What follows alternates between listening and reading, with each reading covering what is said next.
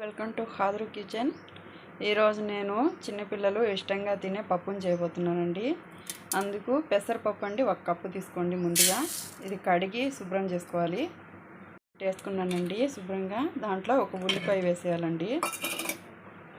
1 glass water పోసేయాలి. పొయ్యి మీద పెట్టి బాగా ఉడకబెట్టేసుకోవాలండి. అస్సలు చేత ఉన్నోళ్ళు కూడా చిన్నపిల్లల కోసం బాగా చేసి పెట్టచ్చు. ఇదైతే కారం లేకుండా సింపుల్ ప్రాసెస్ అండి. చాలా చాలా టేస్ట్గా భలే ఉంటుంది. మీరు కూడా ట్రై చేయొచ్చు. మెత్తంగా ఉడికిపోయింది. ఇప్పుడు మనం పప్పు గుత్తిపెట్టి బాగా మెత్తంగా వెనిపేసుకోవాలండి.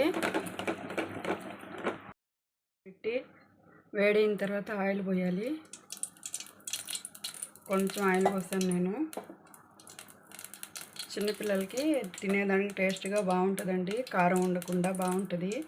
ఒకసారి మీరు కూడా ట్రై చేస్తే ఇంకా వదిలిపెట్టరు. చిన్నపిల్లలకి తినేదానికి బాగా ఆరోగ్యంగా కూడా ఉంటుంది. అంతా బాగుంటుందండి. దాంట్లోనే ఆవాలు జీలకర్ర వేసేయాలి. కొంచెం ఫ్రై అవనివ్వాలి.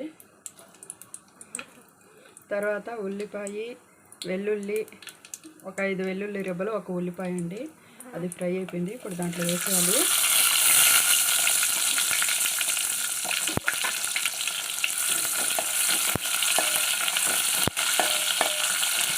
దాంట్లోనే 2 ఎండుమిర్చి లైట్గా కారం ఉండేదానికండి. మరీ చప్పగా లేకుండా కారంగా కొంచెం లైట్గా కారం బాగుంటుంది. కొంచెం కరివేపాకు.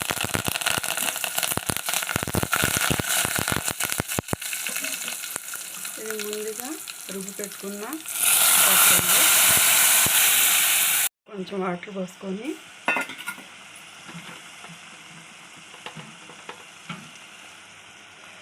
సాల్ట్ తగినంత వేసుకోండి. మీకు టేస్ట్కి తగినంత సాల్ట్ వేసేసుకుంటే సరిపోద్ది.